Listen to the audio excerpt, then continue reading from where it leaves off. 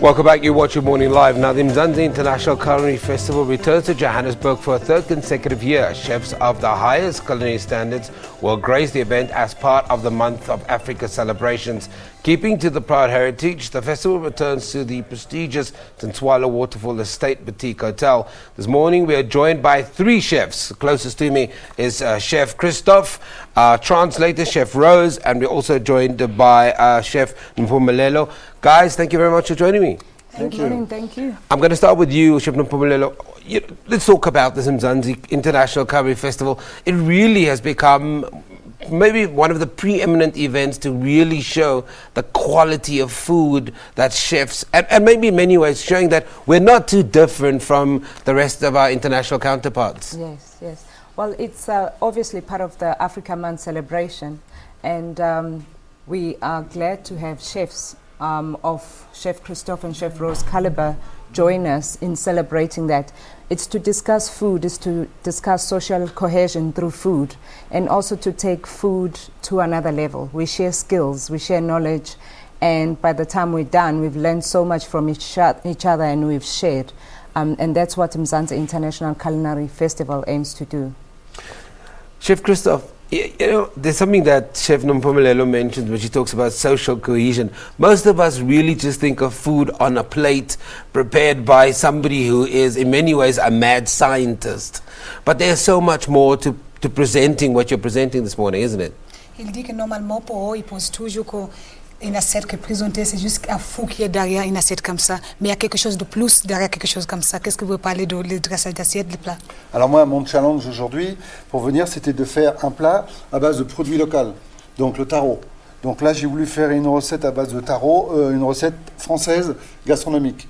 Donc on a beaucoup travaillé dessus pour trouver cette recette-là. The most important thing for him was to do something, a starter with local ingredients. So we used taro root. So it's really important for him to bring taro root, which is a local ingredient, to bring it to a gastronomy level. Can I ask you a question, Chef Rose? I know you're translating for Chef Christoph, but when you come into a country where, well, on the continent that we're celebrating Africa Month, how does that change your idea? Because do you have the vision of what you're preparing in your head, or do you start with a blank plate and say, let's see what happens? We started it from a blank plate because Chef Mpumelelo told us we needed to do a 4-course meal, and she imposed taro root. We had to do something with taro root.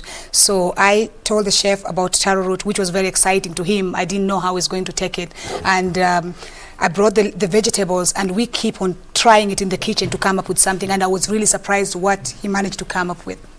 Is this an interesting challenge when you're dealing with an ingredient that you've never... Have you met taro root before? Is this the first time? Est-ce que c'est quelque chose de challenge pour vous pour essayer d'utiliser un ingrédient que vous avez jamais utilisé? Tout à fait, c'est vraiment très excitant de pouvoir créer une recette avec un produit qu'on ne connaît pas du tout. Je ne connaissais pas du tout le taro, même pas de nom. It was very interesting for him to use an ingredient that he's never used before. He'd never heard of taro root, even just the name or the ingredients. He's never seen it before. Et là, on a réussi à faire 3 éléments, donc une terrine de tranches de taro poêlée, une chantilly chaude de taro et des petites frites de taro. So he managed to do something using the taro root. He managed to do a taro root terrine and a mousse of taro root and taro root chips. I love what you're saying at the beginning, because this is really not only a festival, but we're really taking chefs that are comfortable with a particular style or a particular way of dealing with their food out of their comfort zone and creating unique experiences, not only for the consumer, but for the chef too, Mpumelelo. Yes, I mean, personally, amadumbe are my favorite vegetable, yes. And the scientific name is taro root. Being from KZN, that I grew up eating amadumbe, so I'm always doing different things with amadumbe, such as gnocchi, etc. So when I had access to a Michelin star chef, I said to Rose, please ask Chef Christoph, he has to do a Michelin star dish using amadumbe. And our guests, because we had a Michelin star dinner with Chef Christoph last night, 2 nights ago, our guests were blown away. People from the Eastern Cape, people from KZN, from the National Department of Tourism, and from Department of Arts and Culture, RASA, and other, guests were taken aback. Firstly, the mousse, the color is not gray, because amadumbe are gray in color. The color is not gray, it's white. So people were eating amadumbe, and they were so light and fluffy in a mousse. And then there were chips, and then there were terrine. So it kind of also communicates to African people that our food can get to that level. So we need to get going and get working and produce gastronomical dishes out of our African ingredients.